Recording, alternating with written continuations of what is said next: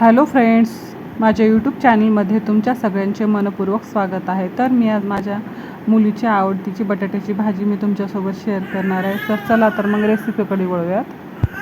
सर्वप्रथम बटाटे बॉईल करून घ्यायचे. बॉईल केल्याच्यानंतर त्याची साल काढून घ्यायची आणि उभ्या आकाराचे काप करून घ्यायचे.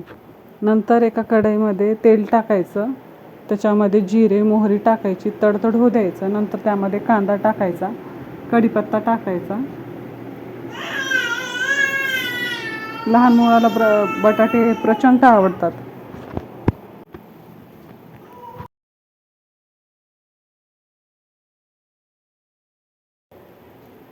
कोथिंबीर टाकली मी त्याच्यामध्ये थोडीशी.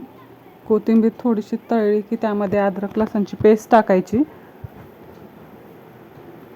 अद्रक लसणची पेस्ट छान सोनेरी कलर येईपर्यंत छान तळून घ्यायची. नंतर त्यामध्ये 1 चम्मच मिरची टाकायची, मीठ आणि हळद टाकून घ्यायची. मी बटाट्यावर काळा मसाला टाकून घेतलेला आहे.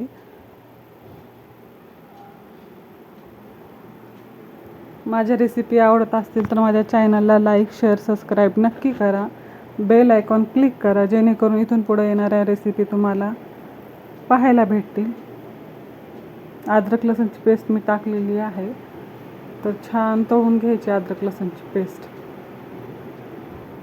अद्रक तळलेली कसं कळायचं तर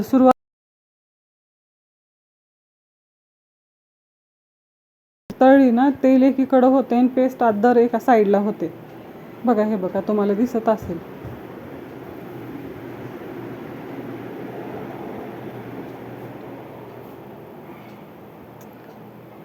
मीठ मिरची टाकल्याच्या नंतर त्यामध्ये टोमॅटो टाकायचे. टोमॅटो छान शिजू द्यायचे त्यामध्ये, जेणेकरून लहान मुलांच्या दाताखाली येणार नाहीत आणि खायला पण छान लागते. जास्त छान टोमॅटो शिजले म्हणजे.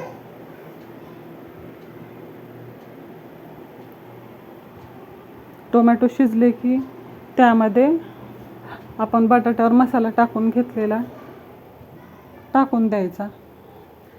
सुकी पण छान लागते भाजी आणि थोडंसं पाणी टाकून आपण ग्रेव्ही पण करू शकता त्याची.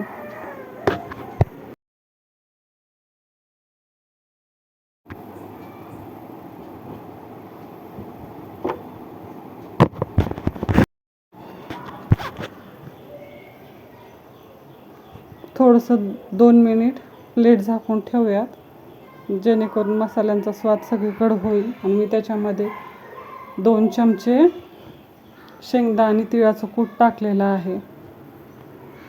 मी मिक्स कूट वापरते.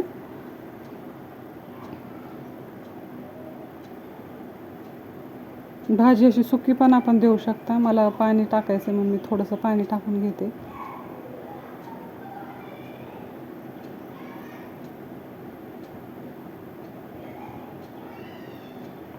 भाजी छान शिजलेली आहे. कमी तेलाचीच केलेली मी, त्याच्यामुळं तवंग तेलाचा आला नाही.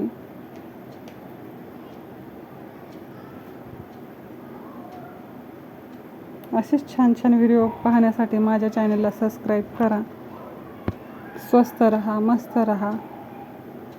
थँक्यू व्हिडिओ पाहिल्याबद्दल. पुन्हा भेटूया एक नवीन रेसिपी घेऊन. बाय.